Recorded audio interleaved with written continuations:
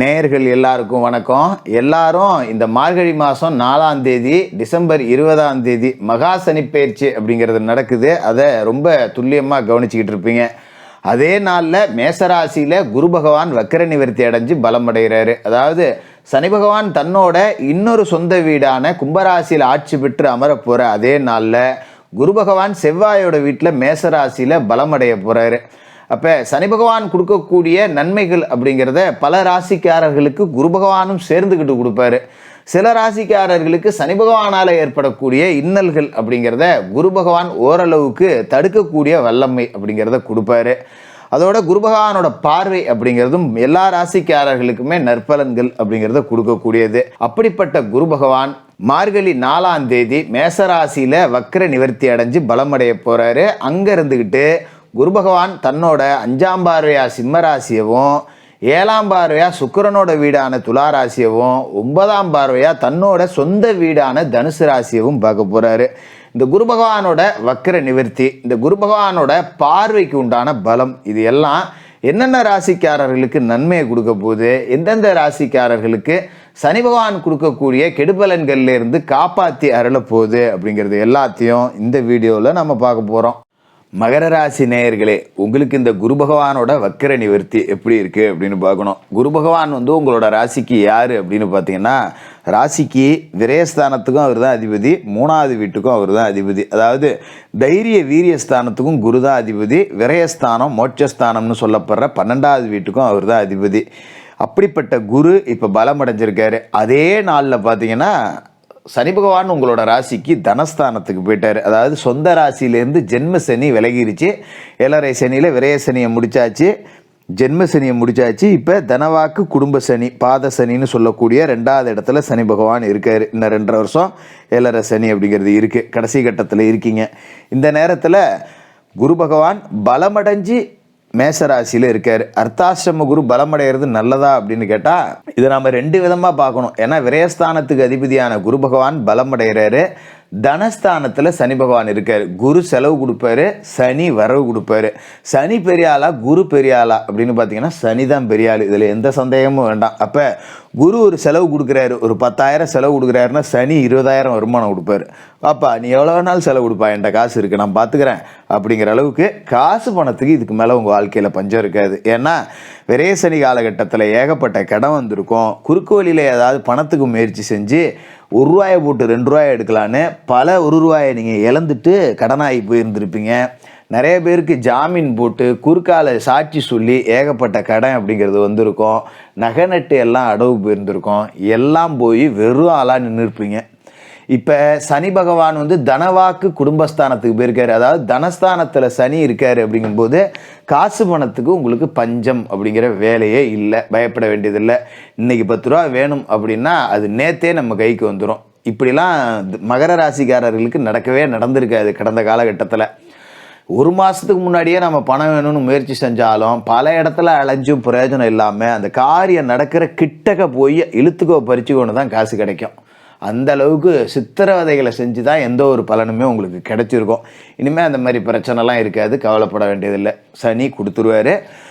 விரயஸ்தானத்துக்கு அதிபதியான குரு பலம் அடைஞ்சிருக்காருங்கும்போது செலவு வரும். அந்த செலவை நம்ம சுப செலவுகளாக மாற்றிக்கணும். சுப செலவுகளாக எப்படி மாற்றலாம் அப்படின்னா, கூடுமான வரைக்கும் 3ஆம் இடத்துக்கும் குரு பகவான் அதிபதி அப்படிங்கிறதால சகோதர உறவுகளுக்கு ஏதாவது உதவிகள் அப்படிங்கிறத செய்யுங்க. சகோதரர்கள் கஷ்டப்படுறாங்க, அவங்களுக்கு ஒரு 10 ரூபா கொடுத்து உதவலாம் அப்படின்னா அந்த மாதிரி கொடுத்து உதவுங்க, பெரிய அளவில் பாதிப்பு இருக்காது. சகோதரர்கள் வீட்டில் ஒரு திருமணம் ஒரு விசேஷ நிகழ்ச்சி நடக்குதுன்னா முன்னாடி நின்று செய்யுங்க, 10 ரூபா செலவு பண்ணுங்க, அது நல்லபடியாக போயிடும், எந்த பிரச்சனையும் இருக்காது. மறுபக்கம் பார்த்தீங்கன்னா ஜென்மசனி கழிஞ்சிருச்சிங்கும் போது இதுக்கு மேலே மருத்துவ செலவுக்கு உங்களுக்கு வேலை இல்லை, உடம்பு வலு அடைஞ்சிரும் ஓரளவுக்கு. ஏன்னா விரயசனி காலகட்டத்திலையும் ஜென்மசனி காலகட்டத்திலையும் மகர ராசிக்காரர்களோட உடல் ஆரோக்கியம் பாதிக்கப்பட்டிருக்கும், 100% பாதிக்கப்பட்டிருக்கும், அதில் எந்த மாற்றமும் இல்லை. இதுக்கு மேலே சரியாயிடும். குறிப்பாக பார்த்தீங்கன்னா உணவு ஒவ்வாமை, அஜீரண கோளாறு, வாயு தொந்தரவு, தொண்டையில் புண்ணு, அல்சரு இதெல்லாம் இருந்திருக்கும். இனிமேல் படிப்படியாக சரியாயிடும்.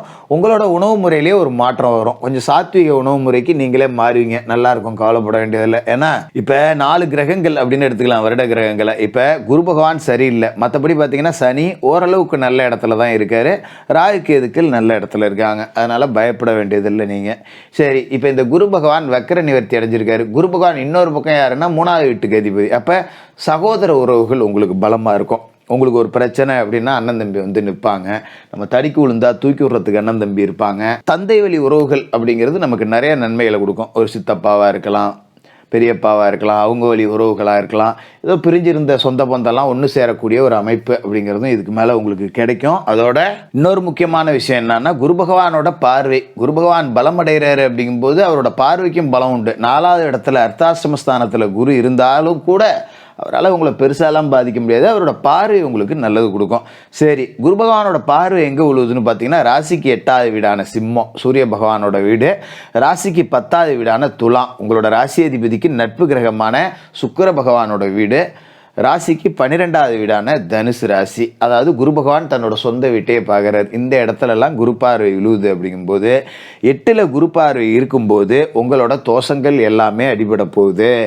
அப்போ குருவோட பார்வை உங்களோட ராசிக்கு அஷ்டமஸ்தானத்தில் பதியுது. ரொம்ப அற்புதமான ஒரு யோகம். கடந்த கால கஷ்டங்கள் எல்லாத்துலேருந்தும் மீண்டு வந்துடலாம். நிறைய திறமை இருக்குது, ஆனால் வாய்ப்பு கிடைக்கலையே, ஒரு வாய்ப்பு கிடைச்சா நான் பிடிச்சி மேலே போயிடுவேனே அப்படின்னு வாய்ப்புக்காக ஏங்கிக்கிட்டு இருந்தவங்க எல்லாமே தங்களோட துறையில் ஒரு பெரிய வாய்ப்பு கிடைக்க பெறுவீங்க. அதை பயன்படுத்திக்கிட்டு கடன்னு முன்னுக்கு வர்றதுக்கு வெளியே பாருங்கள். அதோட 10ல் குரு பார்வை விழுவுது அப்படிங்கும்போது ஒரு விபரீத தொழில் வளர்ச்சி. உங்களோட தொழில் என்ன தொழிலாக இருந்தாலும் சரி, இது நாள் வரைக்கும் நாம் பார்க்காத ஒரு வளர்ச்சியை பார்ப்போம். கஷ்டப்பட்டு தான் உழைச்சேன், ஆனால் பெரிய அளவில் காசு இல்லை, ஏகப்பட்ட இடைஞ்சல் வருது, 10 ரூபா போட்டு 10 ரூபா எடுக்கிறதுக்குள்ளே போதும்னு ஆகி போகுது. தொழில் பண்ணுறேன், சம்பாதிக்கிறோம், சாப்பிட்றோங்கிற மாதிரி தான் ஓடிக்கிட்டு இருக்கு. நானும் முதலாளின்னு சுற்றிக்கிட்டு இருக்கிறத விட இன்னொருத்தண்ட வேலைக்கு போனாலும் 10 ரூபா கூட கிடைக்கும், ஏதோ 10 ரூபா மிச்சப்படுத்தலாம் போல இருக்குது, சொந்த தொழில் செஞ்சு எதுவும் பிரயோஜனம் இல்லை அப்படின்னு நினச்சிக்கிட்டு இருந்தவங்களுக்கெல்லாம் தொழில் இதுக்கு மேலே கொடி கட்டி பறக்க போகுது. நல்ல வளர்ச்சி அடையலாம். உங்களோட துறையில் நீங்கள் ஒரு முக்கிய நபர் அப்படின்னு இந்த உலகத்துக்கு சொல்ல போகிறீங்க. 4 பேருக்கு உங்களை தெரிய போகுது. அந்த அளவுக்கு ஒரு வளர்ச்சி அப்படிங்கிறது உங்களுக்கு கிடைக்கும். கவலையே பட வேண்டியதில்லை. குரு பகவானோட பார்வை ராசிக்கு 12வது வீட்டில் இருக்குது அப்படிங்கிறதால தெய்வ பிரார்த்தனைகள் ஏதாவது மீதம் இருந்ததுன்னா அதெல்லாம் உடனுக்குடன் நிறைவேற்றுற வேலையை பாருங்கள். இப்போ குலதெய்வ கோயிலுக்கு ஒரு பொங்க வைக்கிறேன், மொட்டை அடிக்கிறேன், இல்லை ஒரு கிடா வெட்டுறேன், இது மாதிரி ஏதாவது ஒரு நேர்த்தி கடன் இருக்கும். அப்படி இருந்ததுன்னா அதை உடனே இப்போ செஞ்சுருங்க. ஏன்னா இந்த காலகட்டத்தில் நம்ம இது மாதிரி சுபவிரய செலவுகளை செஞ்சுக்கணும். அதுமாதிரி பிள்ளைகளுக்கு சடங்கு செய்கிறது, பிள்ளைகளுக்கு திருமணம் செய்கிறது, ஒரு உயர்கல்விக்காக செலவு பண்ணுறது, இந்த மாதிரி ஏதாவது செலவு அப்படிங்கிறது பண்ண வேண்டிய சூழல் இருந்ததுன்னா தாராளமாக பண்ணிடுங்க. அபவிரய செலவுகள் இல்லாமல் சுபவிரய செலவுகள் அப்படிங்கிறத செஞ்சுக்கிட்டே இருந்தீங்கன்னா வேறு செலவுகள் எதுக்கும் பிரச்சனையே கிடையாது. மற்றபடி நிறைய பேர் சொல்லுவாங்க, இந்த காலகட்டத்தில் குடும்பஸ்தானத்தில் சனி இருக்குது, குடும்பத்தை பாதிக்குமான்னு. சின்ன சின்ன சண்டை வரதான் செய்யும், அதனால் வராது, நீங்கள் அப்படியே அன்னோன்யமாக இருப்பீங்க அப்படின்லாம் சொல்லிட முடியாது. சின்ன சின்ன சண்டை வரதான் செய்யும். சனி பகவான் வந்து உங்களோட ராசிக்கு அதிபதி, அதனால் பெருசாக நீங்கள் பயப்பட வேண்டியதில்லை. சனி பகவானோட பார்வையும் உங்களுக்கு நல்லா இருக்குது அப்படிங்கிறதால பெரிய அளவில் எந்த விதமான பாதிப்பு அப்படிங்கிறதும் இருக்காது. ஏன்னா சின்ன சண்டை அப்படிங்கிறது வரும், நம்ம விட்டு கொடுத்து போயிடணும், கொஞ்சம் வெளியில் போயிடணும், ஒரு அரை மணி நேரம் வெளில போயிட்டு திரும்ப வரும், அப்புறம் வந்து ஏதோ வரும்போது ஏதாவது ஒரு பொருளை வாங்கிட்டு வந்து அப்படியே சமாதானப்படுத்தும். இந்த மாதிரி ஓட்டிக்கிட்டிங்கன்னா பெரிய பிரச்சனை வராது. முழுக்க முழுக்க கடன்லேருந்து வெளியில் வந்துடலாம். நீங்கள் கடனை அடைச்சிட்டு கௌரவத்தோடு வாழக்கூடிய ஒரு நேரம் அப்படிங்கிறது வந்திருக்கு. சனிக்கிழமையில் சனி பகவானுக்கு எல் தீபம் ஏற்றுங்க, வியாழக்கிழமையில் குரு பகவானுக்கு நெய் தீபம் ஏற்றுங்க. இதை தொடர்ச்சியாக செஞ்சுக்கிட்டே வாங்க. மாற்றுத்திறனாளிகளுக்கும் ஏழைப்பாளைகளுக்கும் உங்களால் முடிஞ்ச போதெல்லாம், உங்களால் முடிஞ்ச ஒரு 10 ரூபா ஒரு சாப்பாடு வாங்கி கொடுக்கறது, ஒரு துணிமணி வாங்கி கொடுக்கறது, இந்த மாதிரி உதவிகள் அப்படிங்கிறத செஞ்சுக்கிட்டு வாங்க. மகர ராசிக்காரர்கள் 7.5 சனியில் ஒரு 3/4 கிணறை தாண்டிட்டீங்க. மீதி 1/4 கிணறு அப்படிங்கிறது உங்களுக்கு குடிநீர் வழங்கக்கூடிய கிணறாக தான் இருக்கும். அதை நீங்கள் பயன்படுத்திக்கிட்டு வாழ்க்கையில் செட்டில் ஆகலாம். மகர ராசிக்காரர்களுக்கு வாழ்த்துக்கள்.